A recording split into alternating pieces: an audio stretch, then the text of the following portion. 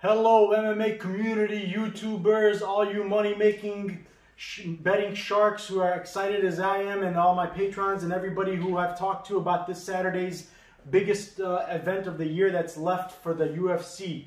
We're going to be so happy. I guarantee you that this is going to be an event that after it's all said and done, there's going to be so much fun, exciting things to talk about, not just from a fan's perspective, like the amazing things I'm expecting for us to be able to witness, like the amazing fight that happened with the Figueiredo and Moreno main event that we predicted. We knew that the Mexican Warrior versus the Brazilian hotheads and bad Mamo Jumbo are going to come and collide and bring us an amazing fight. We are going to be in store for quite a few of those coming up, but also from a bettor's perspective. And I just want to mention also that this is one of the things that you're getting from this channel. Okay, you're getting a lot of people can be great at and knowledgeable at fighting, right? They know their fights, or they studied, they're hardcore fans, you consider them, but then they have no experience, no knowledge. They're what a casual fan is, somebody who came from like WWE because the wrestler that was big there came to our side of the world and wanted to be an MMA fighter, and that fan now thinks he knows. Those same big hardcore MMA fans are that level of knowledge when it comes to betting. The advantages of being on this channel is you have a guy who's the best of the best and perfected the system of betting on MMA. Nobody can tell you how to bet and why and what to avoid in bets and how to specifically use these if it's going to be this type of a fighter, that type of a fighter, this type of a fighter, or this type of a judge. I've got it down to the science, and I also happen to be the same guy who's knowledgeable in the MMA scene. I've been watching UFC since it was live for the Royce Gracie event, when, you know, before even Dana White was involved. That's how long ago I was involved in following the sport. So that, and as well as the aspect behind like the politics, it just like, and I forgot, how can I mention, I live up to my name, the fighting guru, because I actually have experience. I have over 100 fights under my belt. And every episode, I want to start focusing more on this is a segment that's specifically designed, and when you have a perspective of a fighter, you've been in many fights, you get to pick up. Let me just start with this example. I want to make it relevant also, so you're not wasting your time on this channel. For anybody who's just caring not so much about me and not a fan of me, you hate me or love me, I'm going to make sure it's beneficial to you to watch this channel. Let's transition now to using this advantage of being a fighter onto one of the fights on this card. And this happens on every fight. Every card I give you guys something that I picked up on that only a fighter would know of, or somebody who's talked to a fighter would know of, that's made us money. Like the Koski fight, everybody had him in their parlays. Louis Koski, and I picked up on something only a fighter would have recognized. We stayed away from that fight. When the fighters are losing, like when Smoka's like people, and that's how I'm very good at the live betting opportunities. I was helping people with making money on as well in my Patreon. But forgetting that, let me give you an example of Michel Pereira versus a guy who's a lot of people are very high on. He's even the favorite right now, if I'm not mistaken. The last time I checked, remember, I don't look at odds. I break my videos down, and I don't even know who the favorite is most of the time until it comes down to making my decisions about who to bet on and whatever, and see who's the more. I also take that into consideration. Who's the valued? I incorporate values next to also I factor in the risk versus the rewards. How much adversity is this fighter going to be facing? And for this value, is it worth the risks? I incorporate all these things in my own personal bet slips, and that's why the patrons are there. They get to see exactly how I'm betting, how much I'm putting on these bets, and we're tightening it up. It's becoming each week, even on our best weeks, our good weeks, we find ways to make it better for the following weeks. I'm never content with just the way it is. I'm always looking for ways. But Michel Pereira, okay, now a lot of guys, this is a lot of channels. The bigger channels, if you go back and look at what some of the stuff that they were saying, even in his previous fights, when he was in his most recent fight, name girl, just can you help me out? Go to ShareDog and look at his most recent fights, okay? Michel Pereira, let me know when you're there. Okay, Michel Pereira, and after his Diego the Nightmare Sanchez technically loss. On paper, it said that he lost, but everybody who saw the fight knew that it was a total domination, right? And he started to showboat a little bit, and that was because he was kind of embarrassed about being a part of a fight that had no action in it. And this is hard. This is one of those things that you can never bank on it happening again. It's once in the blue. It's literally, it's like having lightning strike twice. And actually, believe it or not, odd makers, not just the casuals and other channels, are using that against them. And you know what they're trying to do to add on to that myth of him having bad IQ? Mind you, this is a guy who goes to the gym every day. He trains. He's a black belt. How can you say anybody who's a black belt in any type of art of fighting has low IQ? This guy has forgot more than we'll ever learn. Anyways, he's a experienced vet, and when you guys call things like keeping his hands on the ground, and when I argued with this to somebody who actually called him, if you look back in my comment section in my last video, I love that when people can be not too proud and they're so humble that even when they've realized and come to the realization, anybody can make a mistake, nobody's perfect. And I love when we can have respectful debates. It's not arguments, it's not disrespectful, and that's how you pick up it. Two heads are always better than one, and we can make more improvements and become, if you think you're the smartest person in the room, you're in the wrong room. Nobody wants to be that guy. You want to learn from people, right? So this guy was humble enough and was nice enough to say, hey man, I've been watching this sport for years and I still missed on these things. Thank you for letting me know about and educating me on that. And we were able to make this argument because look, for what most casuals or anybody who hasn't, you can't be faulted for it. So nobody's stupid. Don't think you're bad or stupid for thinking this. Anybody who thinks that when he was putting his hands in his last fight against, what was the guy's name he just beat in his most recent fight? The guy was undefeated, big prospect, a lot of people are high. He was even the favorite. The numbers were going up and down, back and forth, and the odds, odd makers even deemed this guy to be, that's how underrated Pereira is. And in that fight, he was using this guy who's usually walked, knocked out, and submitted all his other opponents. He's undefeated. He was laughing at him, smacking him. He was making fun of him, putting his hands down, keeping his hands back. He was smacking him. It wasn't even, that's how he was playing with him. And that same concept, that mentality, that heart, that fighting spirit, the cojones that he shows, it comes from confidence. It comes from because he knows he's got such good IQ. And I myself, personally as a fighter, have used this tactic. I'm undefeated. I've never lost a fight. And you know what I've done in a lot of these fights? And it's even translated outside the ring.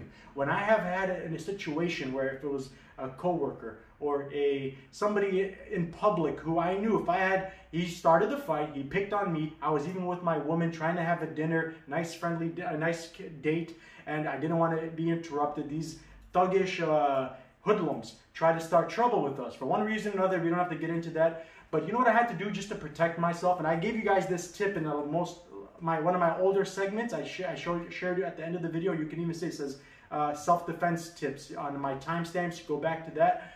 I told the guy, look, man, come get your best shot. So this is no different than keeping your hands down. I told the guy, and I wasn't looking. I even pointed at my face and I said, come get your best shot. That way, because I knew he was coming. He was waiting for his friends to come. They were going to try to jump me and do a cowardly act and try to jump on me with friends. So I had to at least let the witnesses be able to see that I didn't initiate this. I didn't start this, but I also had to be prepared. So the strategic thing was to do, let him take the first hit. What's now? Because if it wasn't for my confidence, my abilities, my confidence in my abilities, I knew the difference between me and this guy, unless he was a trained fighter who's gone through years and years and daily hours and days and years of training, he wasn't going to get the better of me. So I could afford that. I could let him get me. And I had my head. He doesn't know he didn't know his hand was going to hurt more than my head. Anyways, point being, IQ that you guys think is bad IQ sometimes is not, unless you've stepped in the shoes of a fighter. Don't put an end. But the good thing is, on a betting perspective, we're getting the value of somebody who really does have bad IQ, who's not that skilled. Because when he gets pushed, when he knows that there's a threat in front of him, you'll see him perform to his peak of his abilities. And that guy is a ninja. You can see him training with guys like Johnny Walker. Look at the types of stuff they do in their training, guys. If this guy's a capable guy, he could take 5, 6 guys on at once. You're going to put one guy, unless this guy's going to be, he's not going to, Khaos Williams, he's got the power. Don't get me wrong, he could put away anybody. But he literally couldn't have had a worse opponent. The reflexes, that's why he has his hands down. He knows he doesn't need to block. He can do a matrix type of move to get out of the way. So literally, Khaos's advantage couldn't be more nullified against an opponent like this. So he's got to be the more stronger wrestler, more technically and experienced level black belt, and that's not the case. This guy should be a way bigger favorite. We have him at great lines. If I'm not mistaken, can you tell me what the odds are? On Michel Pereira. Yeah. 1 second. Anyway, we'll get back to that. So there's a lot of other things I want to talk about. There's more fights on what I told you I'd be dissecting and getting into the hows and the whos and the whys and everything else. So Michel Pereira is minus 125. Oh, he's nearly a pick'em right now. I guess they're kind of getting wind of it. He started as an underdog, and it's a little bit of money coming on towards him right now. So we should be able to get, for every $100, they give you $80 on top of your 100. That's great value. 180 bucks to win for 100, you win 185 bucks. So awesome value there. Still, you may want to make some moves on him now if you're confident, if you believe in what I'm saying, or just sit back or take your chances on the underdog. Let me tell you guys something, okay? I've developed, based on having to evolve in today's world of robberies and people who have bigger followings who didn't win the fights, the Derns and the situations like that, or just the marketing machine having their own agendas. We have to evolve and not only pick more so the fighters. This is the benefits of being in the Patreon. I allocate most of my confidence not in if I only pick who was going to win, and that's how it was a perfect world, we'd be rich. But I'm going to use my accuracy. I'm going to also use my ability to be able to tell how fights are going to end more often than not, which is why I'm one of the most highest accurate rates for prop bets as well. And that was my initial nickname, Prop Bet Master, if you guys followed me on. It was how I made my reputation in the first place. But anyways, prop bets are allowing me to be able to not only turn, like Shevchenko was a minus 1,500 and ended up being a minus 18, the biggest favorite of the year, turned her into a plus 200, paying as an underdog, found you value, but it also helps me able to tell you which ones belong in parlays, and based off the adversity and how close the fights should play out. And after my researches, I'll be able to tell you who's the one that should be in more often, less often, bigger, smaller. There's a lot. Don't ever expect to be able to use just MMA knowledge to use it to be able to be smart on placing bets. Leave it to the professionals. Don't try it at home. Join the Patreon. If you want to do it on your own, at least get a hang of it after a few while. Cancel your membership, and good luck.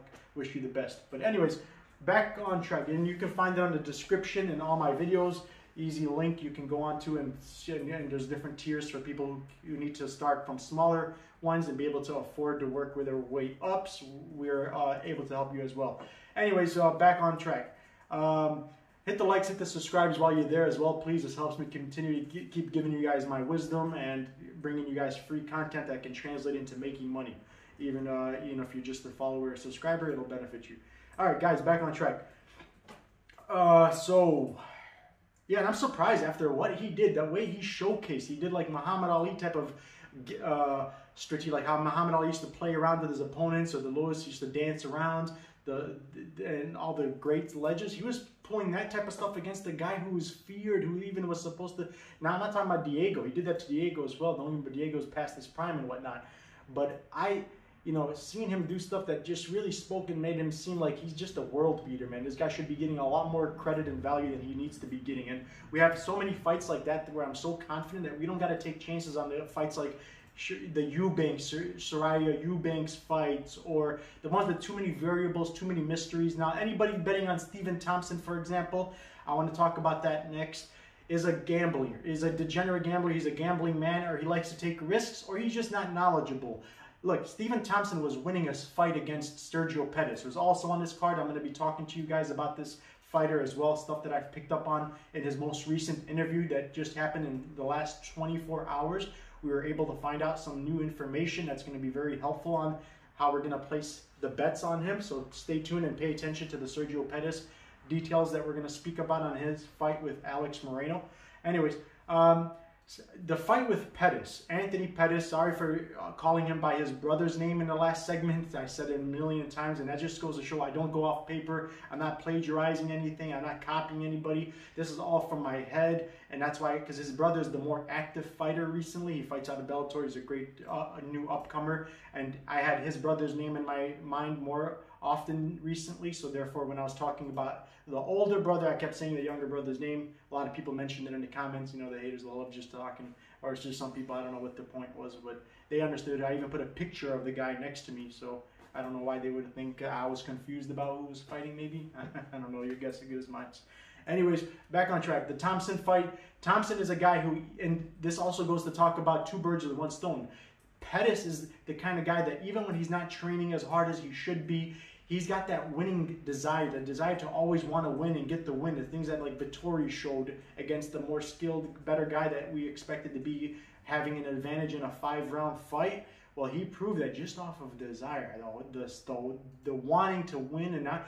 Do you remember how even in a Cerrone fight, every time Cerrone kicked him or punched him, he had to answer back with one, and he won that fight by having one more significant strike. It was like 85-84. He just edged it out because that's what champions do. This guy, I told you, he's a champion level quality fighter, and against Stephen Thompson, when he realized that, and Thompson's a score, I kept telling you, he's a point fighter. He's the Michael Jordan of it. Nobody's going to beat him in that category. When he started to realize, I'm not going to win this battle, like Luke, who never came, it never dawned on him, I got to start doing something different.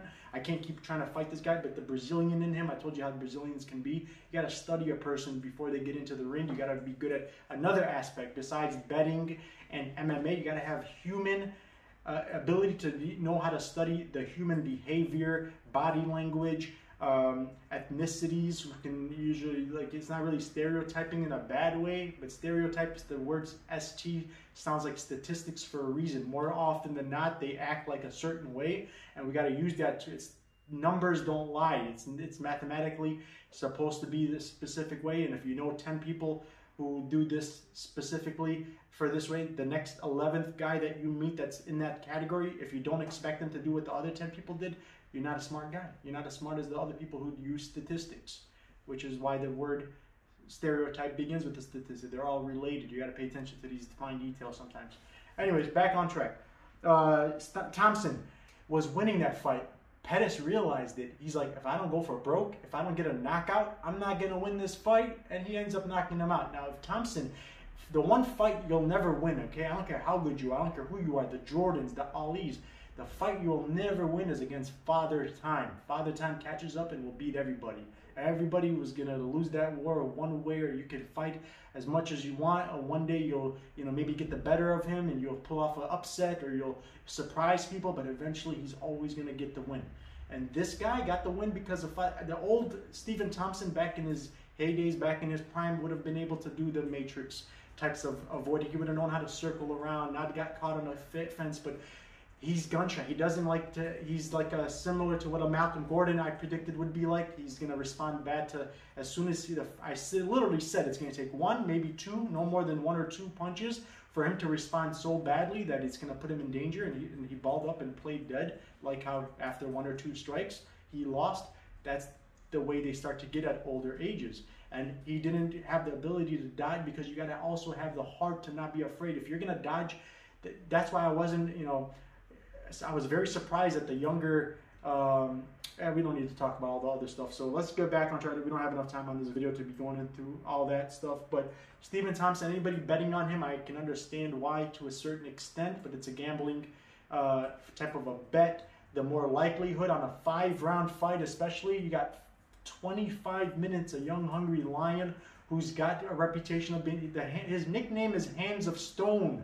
He can put hands on you 1 or 2. He only has to win the fight for 10 seconds to get the win. He doesn't have to win the rest of the time. So I get why you guys would imagine he would lose, but 5 rounds, I'm putting if I have to bet this, and the better value side especially, if I'm not mistaken, last time I checked, what's the odds on that fight, please?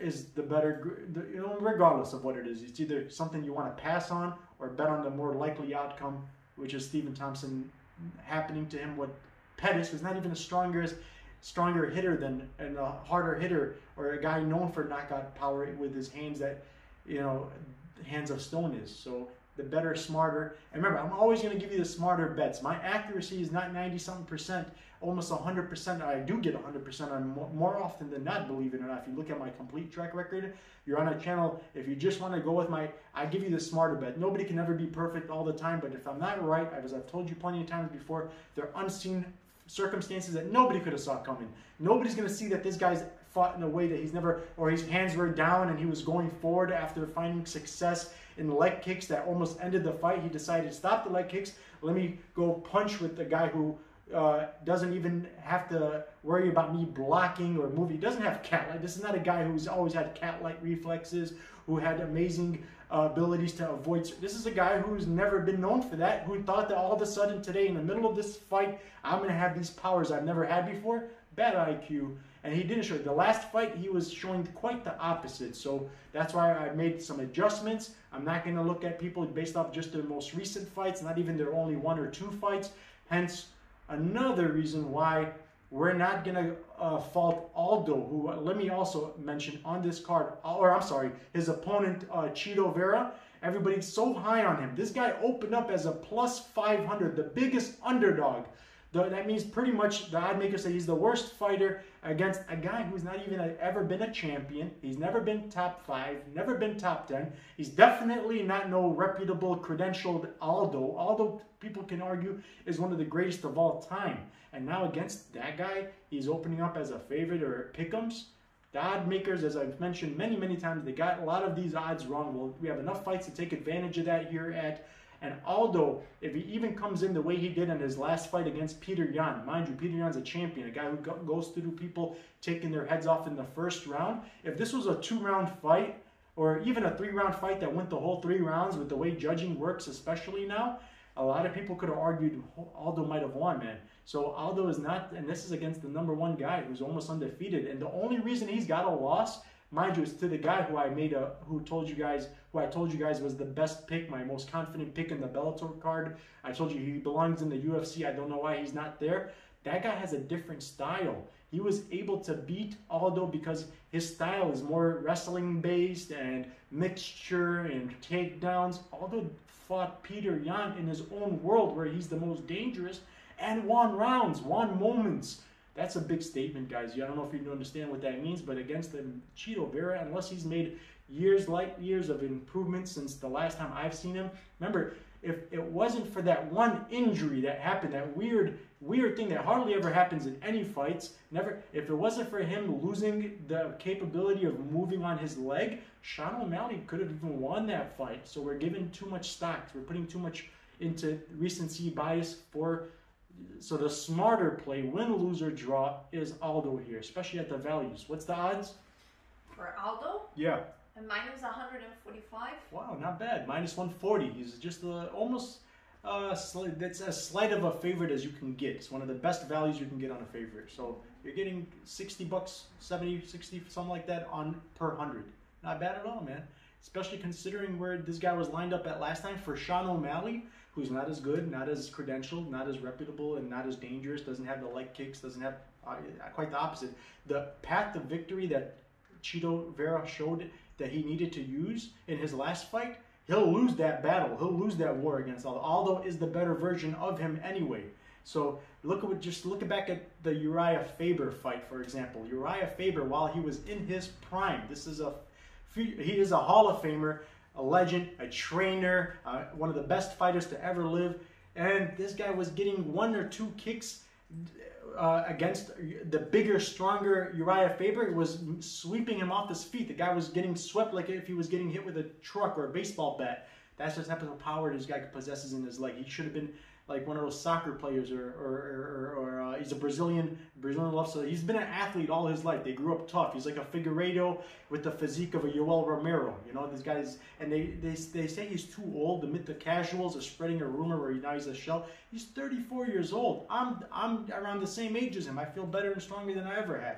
You're telling me a guy who works out 7 days a week and his profession is fighting and being in the gym is not going to be in great shape? This guy's still in his prime. People can argue maybe towards the end of it, but he's not having to worry about being a shell of him. The areas that he's compensating for, if there is any types of disadvantages in that, his experience, his level that came with all the fights under his belt, including his most recent ones. He's the better. Some can argue he's the better version of himself. Even that comes in ring generalship, IQ, confidence. A lot of reasons, man. Like Silva was having success against the younger, stronger Uriah Hall first 2-3 rounds. If it was a 3-round fight, Silva, who everybody, even including Dana White, said should have retired a long time ago, and he cut him from the organization, was winning rounds just off of that. Not even anything to do with the fighting itself, just off of what Aldo possesses. Would have won a 3-round fight against a killer like Uriah Hall, who after realizing he had to open up before he's going to lose and give him some blows, he got to win the fight within a few exchanges, was able to put away Hall. Silva. So that's another factor. Cheetah is somebody who's watched this guy growing, or while his rise up to the rankings, he's watched this guy. So that messes with their strategy. Look at it, the same reason why Peter Yan didn't come out like a madman, gave him some respect. You can also have to weigh that into the fight as well. Anyways, back on track. What else we got to talk about today? Also, I want you guys to join me tomorrow. We're going to break it down in more depth. We're going to get into after the post weigh-in show, the things that make me the best at this, because nobody can. Here's one thing, for example, why we've made some changes, and I made from last week to this week. I told all my Patreon members, don't make your bets until after weigh-ins. One example, just alone. When Tony Ferguson and Charles Oliveira came together, I had the worst feeling in the world. And you know what? It says it all. You go back and watch this after what I tell you guys. Oliveira, you could tell from the confidence, because he cherry-picked this fight. Somebody told him, like, hey, Tony Ferguson is not the same guy anymore. You could take this fight. He dropped the Beneil Dariush fight for no reason. The guy who's on a 6-7 fight win streak, killing people in the first round, taking their heads off, who's the better grappler probably, and even better on the ground than Oliveira in most people's opinions. He's a credential black belt, so it's the style nightmare matchup for him. He canceled that fight and went on a Tony Ferguson fight for a reason. But forgetting that, you can also see it besides the confidence and everything else, that you can see it clearly in the face-offs. I also picked up on when you're coming face to face with a fighter and you feel like he's the bigger, better guy, you feel smaller. Just because how small Ferguson felt, do you know what he did? He pretended he's never done this before. He did that whole thing like with Conor McGregor, but he didn't do this for that reason, Conor. When he did that like ninja thing where he tried to pretend like he was like a ninja, he kneeled down and bent over and pretended like he was like posing like a ninja, just to not make it seem and look like if he was standing straight, full posture, everybody could see that the size difference and that intimidation factor of why that other guy looks like the bigger, stronger, more confident. So he tried to like almost like a distraction, like a poker move, like a bluff. He did something, I picked up on it, I was really worried about it, and I knew that this was going to be a regret because I made the bet too early. So we're going to make that, we're going to avoid these things. I'm picking up on them. A lot of people probably missed that. I don't think anybody noticed. I didn't hear anybody talk about it. So these things I pick up on, it's a fighting thing. And again, not your fault if you don't pick up on it. You're here for a reason, and I appreciate it. Hit the like. Oh yeah, we got some more stuff to talk about, I think. But I want to save some for tomorrow. We got a lot of stuff to talk about on Pup Sport at 8 p.m. Central, 9 p.m. I'll put the link out in my Patreon, so you could see the link from there. And I'm sure Pup Sport Radio as well. And on my Twitter, you guys will be able to join us live while we're picking up on opportunities for you guys to make more money while we're putting two heads together better than one, as I always tell you guys. All right, let me see what else is coming. So, all right, I'll save the better stuff for that night, all right? And I'll be coming back. This is episode 43. We usually do episodes daily, so don't worry. There's a lot of stuff we'll be able to talk about on the next one. Look in for tomorrow's post weigh-in, post stuff. So, a lot of stuff to talk about. I hope to see you guys there. Let me know in the chat room that you're there to talk MMA with us, and we'll give you a shout-out, guys. Thank you. Don't forget, hit the like, hit the subscribe. We got a lot of fights to talk about. I've put them all broken down. I'm going to do color coordinations, telling you which ones are the safe ones for the parlays, adversity, likelihood, the confidence, the chances, everything you need to know. Just sit back, look pretty, cash in these tickets, and we're going to make a killing this weekend, guys. Better than ever. Thank you, guys. See you on the next fight.